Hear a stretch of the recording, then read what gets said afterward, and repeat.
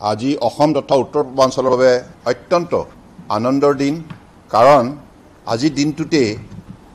ইউনেস্কোৱে আমাৰ আহোম স্বৰ্গদেউসকলৰ মৈদাম চৰাইদেউক বিশ্বৰ ঐতিহ্য কেন্দ্ৰ হিচাপে সাংস্কৃতিক ঐতিহ্য কেন্দ্ৰ হিচাপে গ্ৰহণ কৰিলে স্বীকৃতি প্ৰদান কৰিলে উত্তৰ পূৰ্বাঞ্চলৰ প্ৰথম সাংস্কৃতিক কেন্দ্ৰ হিচাপে ইউনেস্কোৰ পৰা আজি মৈদামসমূহে স্বীকৃতি বুটলিবলৈ সক্ষম হ'ল ইয়াৰ বাবে মই মাননীয় প্ৰধানমন্ত্ৰী নৰেন্দ্ৰ মোদী ডাঙৰীয়াক বিশেষভাৱে ধন্যবাদ জনাইছো অসমৰ ৰাইজৰ হৈ কাৰণ তেখেতৰ মহৎ প্ৰচেষ্টাত এই কাম সম্ভৱ হৈছে আৰু লগতে মই সমগ্ৰ অসমৰ জনসাধাৰণকো ধন্যবাদ জনাইছো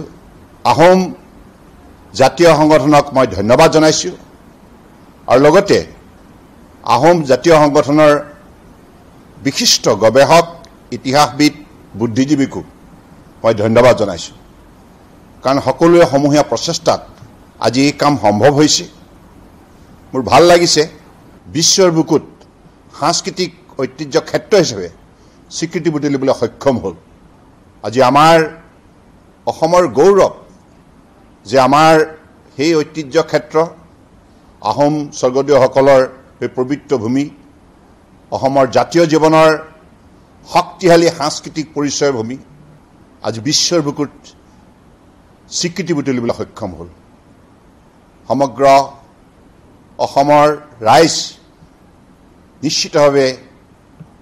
এই সিদ্ধান্তক লৈ উৎফুল্লিত হৈছে মই পুনৰবাৰ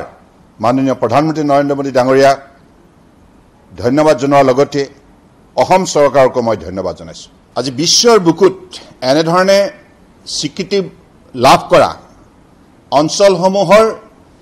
বিশ্বৰ বুকুত বিশেষ গুৰুত্ব বৃদ্ধি হ'ব বিশ্বৰ বিভিন্ন প্ৰান্তৰ পৰা এই অঞ্চল ভ্ৰমণ কৰিবলৈ নিশ্চিতভাৱে পৰ্যটকসকলৰ লগতে গৱেষকসকল আহিব ছাত্ৰ ছাত্ৰীসকল আহিব আৰু এনেধৰণে আমাৰ অসমৰ গুৰুত্ব বিশ্বৰ বুকুত বৃদ্ধি পাব উত্তৰ পূৰ্বাঞ্চলৰ বুকুত বৃদ্ধি পাব গতিকে আমাৰ জাতিটোৰ যে এটা শক্তিশালী ইতিহাস সামাজিক সাংস্কৃতিক আধ্যাত্মিক ইতিহাস এই ক্ষেত্ৰত যে আছে এই কথাও বিশ্বই উমান পাব গতিকে অসমীয়া সন্তান হিচাপে আজি মই ভাবো যে সকলোৱে গৌৰৱান্বিত হৈছে অসমৰ বৰাক ব্ৰহ্মপুত্ৰ পাহাৰ ভৈয়ামৰ ৰাইজে আজি এটা ডাঙৰ স্বীকৃতি বিশ্বৰ বুকুত বুটলিবলৈ সক্ষম হ'ল